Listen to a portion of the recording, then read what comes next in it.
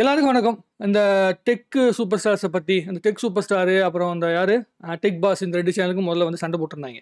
Tech பாஸ்லேருந்து Sudarshan ஒரு பையன் வந்து வெளியே வந்துட்டு, அதுக்கப்புறமேட்டு இது மாதிரி என்ன வந்து இப்படி பண்ணிட்டாங்க, நான் வந்து ஒரு பார்ட்னர்ஷிப் தான் கேட்டேன், என்னை வந்து அதுக்கு வந்து எனக்கு எதுவும் வாய்ப்பு கொடுக்கல அப்படின்னாங்க. அப்புறம் A2Dன்னு சொல்லி ஒரு பையன் தான் வந்து சோல்ஜர்ஸ்னு ஒன்று கிரியேட் பண்ணி, அப்புறம் பிசி டாக்குன்னு சொல்லுவாங்க, அந்த பிசி வந்து கிரியேட் பண்ணுறதை பற்றி சொல்லிட்டு இருக்கும்போது, அந்த பையன் ஏதோ அது இல்லீகலாக வந்து அந்த விண்டோஸோடைய இந்த கீஸ்லாம் கொண்டு போய் ஏதாவது வித்தாரு அப்படி இப்படின்னு ஏதோ ஒரு விஷயத்த வந்து அலிகேஷன் சொல்லிட்டு இருந்தாங்க. அது ஒரு ஆள் வந்து பார்த்தீங்கன்னா எக்ஸ்போஸ் பண்ணிட்டு இருந்தாரு. இப்போ இந்த பொண்ணு வந்து ஒரு பொண்ணு சிட் ஃப்ரீக்வன்சின்னு ஒரு சேனல் வந்து இந்த பொண்ணு வந்து எக்ஸ்போசிங் டெக் கேம் அப்படின்னு சொல்லிட்டு வந்து ஒரு வீடியோ வந்து போட்டிருக்காங்க. அது பயங்கரமாக வைரல் ஆகிட்டு இருக்குது. அதாவது இந்த டெக் சம்மந்தப்பட்டவங்க தேடுறவங்க இந்த 2K கிட்ஸ் கிட்ட பயங்கரமாக ஓடிட்டு இருக்குது. அதுக்கு முன்னாடி வச்ச பொண்ணுக்கு வந்து கிட்டத்தட்ட 64,000 50 அப்படி தான் வீடியோ ஓடிட்டு இருந்துருக்குது. இந்த வீடியோ தான் வந்து 7 லட்சம் வியூ 8 லட்சம் வியூ 1 மில்லியன் கிட்ட நெருங்கிரும்னு நினைக்கிறேன். என்னன்னா இவங்க வந்து இவங்கள வந்து எக்ஸ்போஸ் பண்ணுறேன் அப்படிங்கிற விஷயம் அப்பப்போ நடந்துகிட்டே இருக்கு. இந்த இர்ஃபான் பையன் மேலே வந்து பார்த்தீங்கன்னா, அந்த பிரியாணி மேன் ஒரு பையன் வந்து பார்த்தீங்கன்னா ஒரு டைம் வந்து ஒரு அலிகேஷன் வச்சான். அதுக்கப்புறம் அது ஒரு பெரிய பிரச்சனையாகி அதுக்கப்புறம் அந்த பையன் ஜெயிலுக்குலாம் போயிட்டு வந்து ரிட்டர்ன் வந்தான்.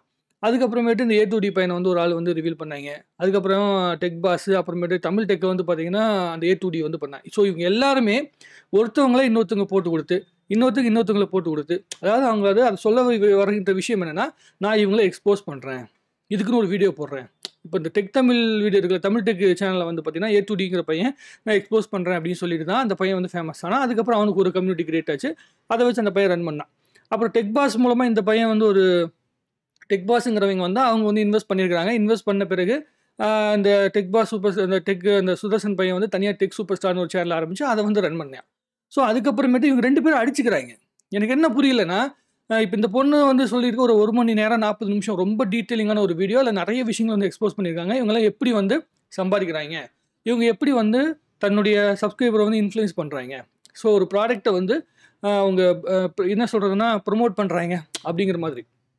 இந்த ப்ராடக்ட் நல்லதா கெட்டதாங்கிற விஷயத்தை விட இந்த ப்ராடக்ட் நீங்கள் வாங்கணுமா வாங்கக்கூடாதா அப்படிங்கிற விஷயத்தை வந்து பார்த்தீங்கன்னா அவங்க டிஸ்கஸ் பண்ணியிருக்கிறாங்க. நான் ஒன்றும் ஓப்பனாக சொல்லட்டுமா, எனக்கு தெரிஞ்ச சிற்றறிவில் நான் சொல்கிறேன். எனக்கு வந்து ரொம்ப டெக்னிக்கலான ஐடியாலாம் தெரியாது. ஸோ நம்ம வந்து இந்த பொண்ணு மாதிரி இவங்கெல்லாம் இருக்காங்கல்ல, இவங்க ஆளுக்கு அவங்களுடைய கால் ரெக்கார்டிங் அது இதுன்னு எடுத்து போட்டு அதெல்லாம் வந்து நடுவில் கட் பண்ணி போட்டு அந்த மாதிரிலாம் நமக்கு பேசவும் தெரியாது. அந்த மாதிரிலாம் நமக்கு நாலேஜே கிடையாது. நான் ஒன்று சிம்பிளாக சொல்கிறேன். ஜொமேட்டோன்னு ஒரு ஆப் இருக்குது. அந்த ஆப்பில் போயிட்டு வந்து நீங்கள் வந்து பிரியாணி ஆர்டர் பண்ணுறீங்க. சிம்பிள் லாஜிக் சொல்கிறேன். பிரியாணி ஆர்டர் பண்ணுறீங்க. ஒரு ஹோட்டலில் எவ்வளோ இருக்கும், 250 ரூபா 270 ரூபாய்க்கு ஒரு பிரியாணி வந்து ஜொமேட்டோவில் காட்டும். அதே ஹோட்டலில் போய் நேரில் சாப்பிட்டீங்கன்னா எவ்வளோ இருக்கும், அது 130 ரூபா 150 ரூபா இருக்கும். கிட்டத்தட்ட 70 ரூபா வருது. அதில் service charge, delivery partner fees, GST, அப்புறமேட்டு என்ன சொல்லுவாங்க பேக்கிங் சார்ஜ், அது இதுன்னு என்னவோ போட்டு வந்து ஒரு 50 ரூபா இன்க்ரீஸ் பண்ணுறாங்க. ஸோ இவங்க என்ன பண்ணுறாங்க, ஒரு ப்ராடக்ட்டை ஆன்லைனில் ஒரு மாதிரி விற்கிறதும் அதே மாதிரி ஆஃப்லைனில் ஒரு மாதிரி விற்கிறது தான் நடக்குது. ஸோ அப்போ ஜொமேட்டோ ஏமாத்துறாங்கன்னு அர்த்தம் கிடையாது. நான் என்ன சொல்கிறேன்னா, யூடியூபுக்குள்ளே வர எல்லாருமே இந்த பொண்ணாக இருக்கட்டும், இதுக்கப்புறம் தமிழ் டெக்காக இருக்கட்டும், இல்லை வந்து tech super star, tech pass, A2D, அதுக்கப்புறம் இர்ஃபானாக இருக்கட்டும், பிரியாணி மேனாக இருக்கட்டும், எத்தனையோ பேர் இருக்காங்க. சின்ன சின்ன பசங்க நிறைய பேர் வந்துட்டாங்க இப்போ யூடியூப் சேனலில். இவங்க எல்லாருமே எதுக்காக வந்திருக்காங்க, சம்பாதிக்க தான் வந்திருக்காங்க. யூடியூப்பில் டைரெக்டாக வருகின்ற வருமானம் அப்படிங்கிற விஷயம் வந்து மானிட்டைசேஷன் மூலமாக வர வருமானம் அப்படிங்கிறது ஒரு லிமிட்டேஷனோட வருமானம் தான் வரும். அதை தாண்டி நீங்கள் வந்து உங்களோட ப்ராடக்ட்டை வந்து ப்ரொமோட் பண்ணிக்கலாம் அப்படின்னு யூடியூப் வந்து ஒரு ஆப்ஷன் கொடுத்துருக்கேன். ஸோ என்ன பண்ணுவாங்க, ப்ரொமோஷன் வீடியோஸ் அப்படின்னு சொல்லி வந்து சில விஷயத்தை வந்து பண்ணுவாங்க. அந்த ப்ரொமோஷன் வீடியோ மூலமாக அவங்களுக்கு சில பைசா வரும். இது ப்ரொமோஷனல் கண்டென்ட்னே சொல்லி சில பேர் வந்து பண்ணுவாங்க. ஆனால் இதில் என்ன ஒரு விஷயம்னா, இவங்க பண்ணுற தவறுகள் என்ன தெரியுமா, நான் வந்து ஜென்யூனாக இருக்கேன், அவன் ஜென்யூனாக இல்லை. நான் வந்து காசுக்காக வேலை செய்யலை, அவன் தான் காசுக்காக வேலை செய்கிறான், அதில் ஒரு ஜென்யூனிட்டி இருக்கணும் அப்படின்னு சொல்லி மாற்றி மாற்றி கை காட்டிகிட்டே இருக்கிறது தான் இங்கே பிரச்சனையே. நான் என்ன சொல்கிறேன்னா, நீங்கள் எல்லாருமே காசு தான் சம்பாதிக்க வந்திருக்கீங்க. யூடியூப்பில் காசு சம்பாதிக்க தான் வந்திருக்கீங்க. ஒரு லிமிட்டுக்கு மேலே ஒரு ஃபேம் வந்ததுக்கு அப்புறமேட்டு உங்களுக்கு திடீர்னு வந்து ஒரு விளம்பரத்தில் நடிக்க கேட்குறாங்க. நீங்கள் நடிக்க மாட்டீங்களா? அந்த ஃபேம் வச்சு நடிப்பீங்கள்ல. இப்போது விஜய் டிவியில் வந்து சூப்பர் சிங்கரில் ஒரு ஆள் வந்து பார்த்தீங்கன்னா பாட்டு பாடுறாங்க, பாட்டு பாடி ஃபேமஸ் ஆகிட்டாங்க. அப்புறம் சினிமாவுக்கு போனோன்னே இல்லைங்க, சூப்பர் சிங்கர் தான் எனக்கு வாழ்க்கை கொடுத்தது, அங்கே போய் நான் கெஸ்ட்டாக போய் உட்காருவேன், ஒரு கெஸ்ட்டாக போய் உட்காருப்பேன், நான் வாழ்க்கை ஃபுல்லாக கண்டஸ்டண்ட்டாகவே இருப்பேன்னு சொல்ல முடியாது. வாழ்க்கை ஃபுல்லாக வந்து விஜய் டிவியே வந்து இப்போ ஒன்று சிவகார்த்திகேயன் வந்து அவர்கள் இருக்கார்ல, அவர் வந்து விஜய் டிவியில் வந்து விஜயவாக இருந்தார். நன்றிக்காக விஜய் டிவியில் போய் ப்ரோக்ராம் கலந்துக்கலாம். ஆனால் விஜய் டிவிக்கு எப்போ கூப்பிட்டாலும் போய் ஃப்ரீயாக பண்ண முடியுமா? ஃப்ரீயாக போய் எல்லா விஷயத்தையும் பண்ண முடியுமா? கெஸ்ட்டாக போய் உட்காரதுக்கு மட்டும் ஃப்ரீயாக பண்ண முடியும். மற்றபடி விஜய் டிவி ஒரு கண்டென்ட் கேட்டாங்கன்னா அவரோட பே என்னமோ, அவருடைய டைமுக்கு என்ன வேல்யூ இருக்கோ அந்த டைமுக்கு வேல்யூக்கு வந்து பைசா கொடுத்து தானே வந்து அவங்கள பண்ணுவாங்க. நான் உதாரணத்துக்கு சொல்கிறேன். இவங்க இப்படி தான் பண்ணுறாங்க அப்படி தான் பண்ணுறாங்க அப்படின்னு கிடையாது. இங்கே வந்து எல்லாருமே யூடியூப்புக்குள்ளே இருக்க எல்லாருமே ஃபேமுக்காக தான் ஓடுறாங்க. அந்த ஃபேம் வந்ததுக்கு அப்புறமேட்டு அதை வச்சு என்ன சம்பாதிக்க முடியுமோ அதை தான் பண்ணுவாங்க. இங்கே யாருமே நியாயமானவங்க கிடையாது.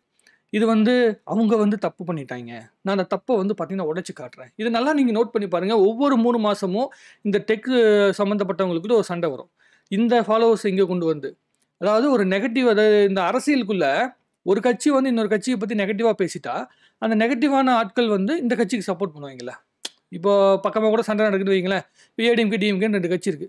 டிஎம்கே சம்மந்தப்பட்ட ஒரு ஆள் வந்து பார்த்தீங்கன்னா, ஏடிஎம்கே வந்து இப்ப கிண்டல் பண்றாங்க. அதே மாரி அ ஏடிஎம்கே சம்மந்தப்பட்ட ஆள் வந்து டிஎம்கேவ கிண்டல் பண்றாங்கன்னா, மாத்தி மாத்தி அந்த எதிர்ப்பு வந்து ஓட்டுன்னு ஒண்ணு வரும்ல, அந்த மாதிரி இவங்க வந்து எதிர்ப்பு மூலமாக ஒரு ஆடியன்ஸ வந்து கிரியேட் பண்றாங்க.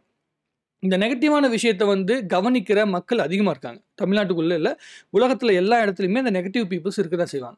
எப்படின்னா, ஒரு கன்டென்ட் நடக்குது. அந்த கன்டென்ட் நல்லா போயிட்டு இருக்குது. அந்த கன்டென்ட் மேல நம்ம கல் எடுத்து எறிஞ்சோம்னா, நம்மளோட கன்டென்ட் வந்து பேசப்படும். இதுதான். இப்ப நான் மட்டும் இப்ப என்ன பண்றேன், இந்த வீடியோ வந்து இப்ப வைரல் ஆயிருக்கு. இந்த வீடியோவ பத்தி பேசினா நமக்கு ஏதோ 10 பேர் வியூ போகும் அப்படின்னு தான் நான் பண்றேன். இதுவும் வந்து ரெவென்யூக்கு தான் பண்றது. எல்லாருமே YouTubeல மானிடைசேஷன் ஆஃப் பண்ணிட்டு உட்கார்ந்து எவனோ ஒருத்தன் வீடியோ போட சொல்லுங்க. ஒருத்தனும் போட மாட்டான்.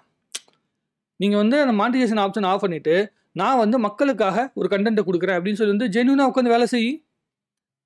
வேற ஒரு கம்பெனியில வேலை செஞ்சுக்கிட்டு இந்த YouTube அப்படிங்கிற விஷயத்த மக்களுக்காக சேவை செய்யற ஒரு இடமா மாத்திட்டு உங்களால வேலை செய்ய முடியுமா? மானிடைசேஷன் ஆஃப் பண்ணிட்டு வேலை செய்ய முடியுமா? முடியாதுல்ல. அப்புறம் எப்படி நீ வந்து நம்ம வந்து நான் ஜென்யூனா இருக்கேன், அவங்க ஜென்யூனா இல்லைன்னு சொல்லி வந்து நம்ம பேச முடியும்? முடியவே முடியாது.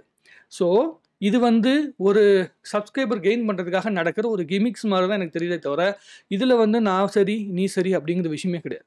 நான் ஒரே ஒரு விஷயம் என்ன சொல்றேன்னா, ஒரு எனக்கு தெரிஞ்ச ஒரு ஃபார்முலா என்னன்னா, நம்ப வந்து பயன்படுத்தி ஓரளவுக்கு ஜென்யூனிட்டில இருக்கணும்னு நெனைக்கிறேன். இப்போ யுஎஸ்ல பெரிய பெரிய சேனல் இருக்கு.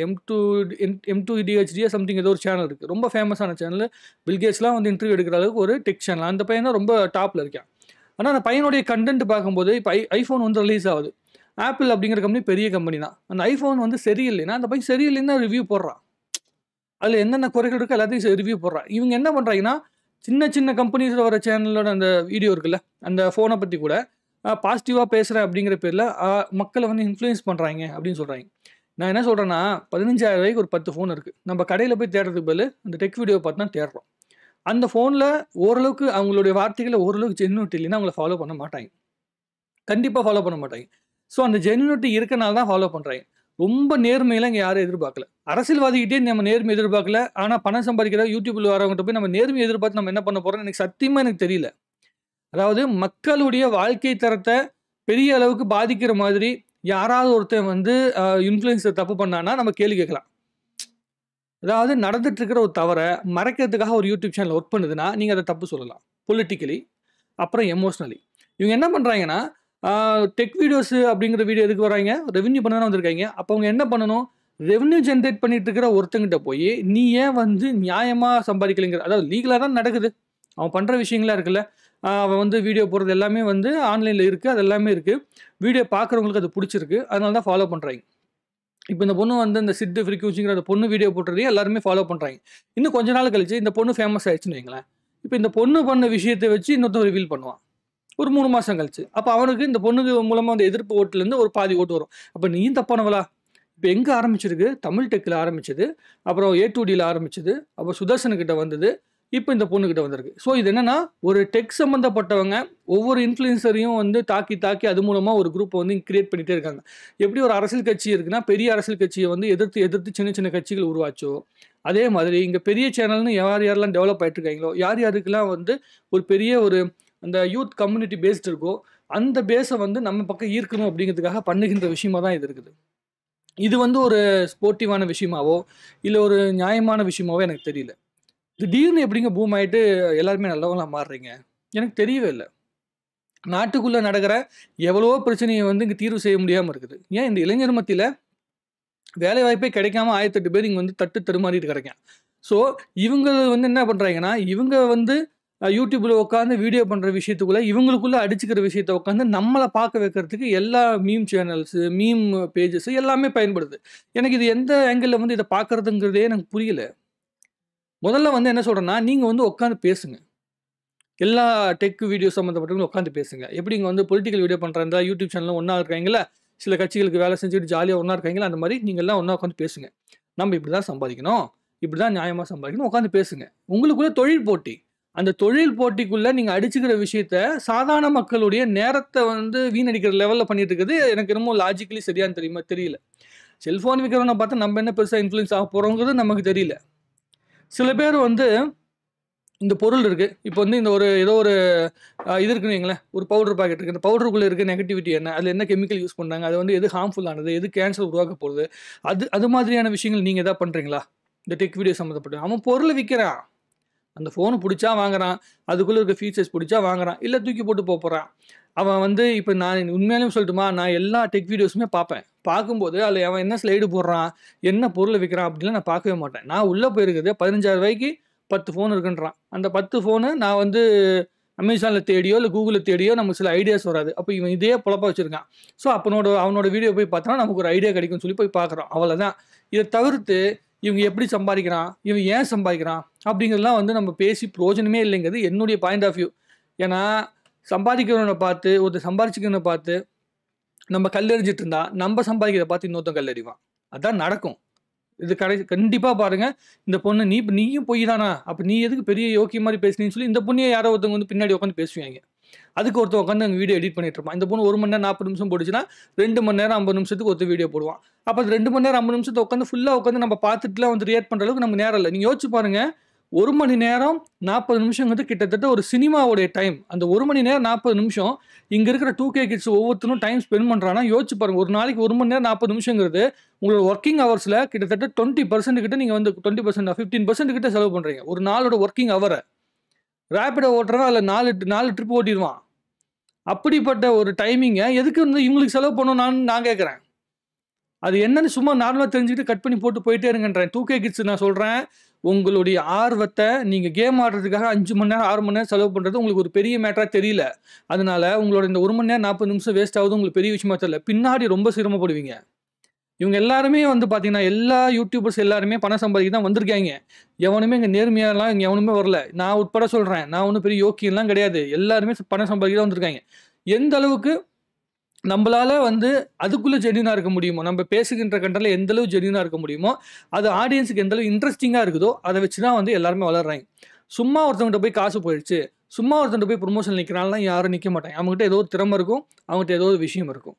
ஸோ இந்த 5 பேர் பார்க்குறோம்ல, இந்த 5 பேர் இருக்காங்களே, இந்த தம்ப்நெயில்ல இருக்கிற எல்லாருமே இருக்காங்களே, இவங்க எல்லாருமே இதே மனநிலையில் பணம் சம்பாதிக்க கூடாமல் நான் வந்து நேர்மையும் நியாயத்துக்காக தான் உள்ளுக்குள்ளே வந்திருக்கேன்னு யாருமே சொல்ல முடியாது.